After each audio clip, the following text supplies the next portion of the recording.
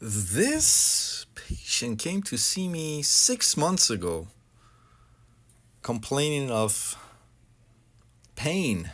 According to the patient, the root canal on tooth number 30 was done a few years back, and patient had recently started to have symptoms. So went and saw his dentist and was told that his tooth was abscessed and referred to us for examination and possible endodontic retreatment. So as you can see, crown, previous root canal, and periapical lucency here and here. So tooth was percussion tender, palpation tender, probings were 2 to 3 millimeters. I went over options with the patient. One option is try to see if we can save the tooth for the patient by redoing the root canal, guarded prognosis. I always tell the patient, no promise or guarantees. I'll do my best and only time will tell. The alternative would be to extract the tooth. Patient said, let's try to see if we can save it. So, and again, that was 6 months ago. This x-ray is from 6 months ago when I first saw him. So 6 months ago, we went through the crown, removed the gutta percha, and was able to regain patency in all the 3 canals and redid this root canal for him in one appointment. All right, so let me show you the immediate post-op of endodontic retreatment of this tooth. And this is it. This was immediately after we redid the root canal for him. Again, we redid the root canal in one appointment. Because I redid this root canal in one appointment instead of putting calcium hydroxide in the canal for at least a week and have the patient come back. Now, do you think this root canal would fail because I didn't do that, because I redid this root canal in one appointment? The other question I want to ask you is, because I have sealer extrusion, will that cause endodontic retreatment failure? So I have 2 questions for you, maybe 3 questions for you. Some clinicians believe that going through the crown is wrong. So I went through the crown to redo this root canal. Will that cause endodontic retreatment failure?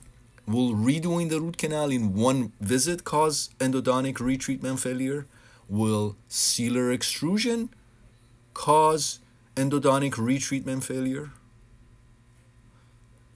I want you to think about those questions and the answers that you have to those questions, and make a comment. Write a comment for me under this video. But you can see the beautiful curvature of the mesial roots there, and you can see that we were able to capture all of this anastomosis between the mesial canals there. Again, as you can see, this patient was referred to me almost 6 months ago, and this radiograph is from immediately after we redid this root canal for him. Again, redid it in one appointment. And this was just now, today, 6 months post-op of tooth number 30. Patient had no symptoms whatsoever. He was very happy. He still has the same crown from 6 months ago. The endo axis was restored with composite. And as you can see, those periapical relucencies have healed completely. And as you can see, here's the date, today's date. So 6 months post-op of tooth number 30. Going through the crown did not cause endodontic retreatment failure.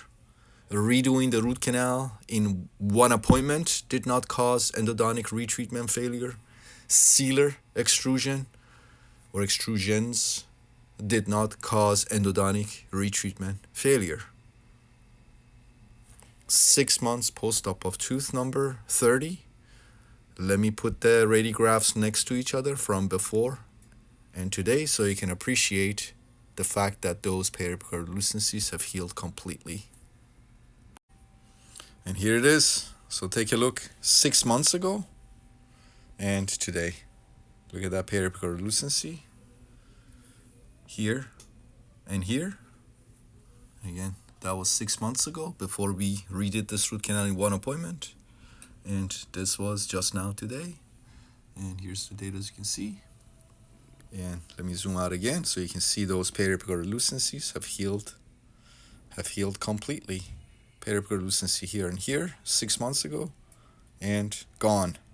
They are gone 6 months later. 6 months post-op of tooth number 30. Again, going through a crown does not cause endodontic treatment or retreatment failure.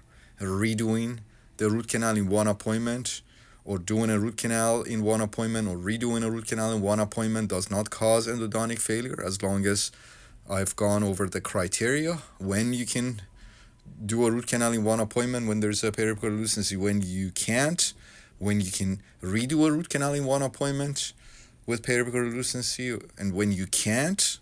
I've gone over those criteria with you guys, but here those criteria were met. We were able to redo this root canal in one appointment, and as you can see, we got complete healing 6 months later. Sealer extrusion also did not cause endodontic retreatment failure.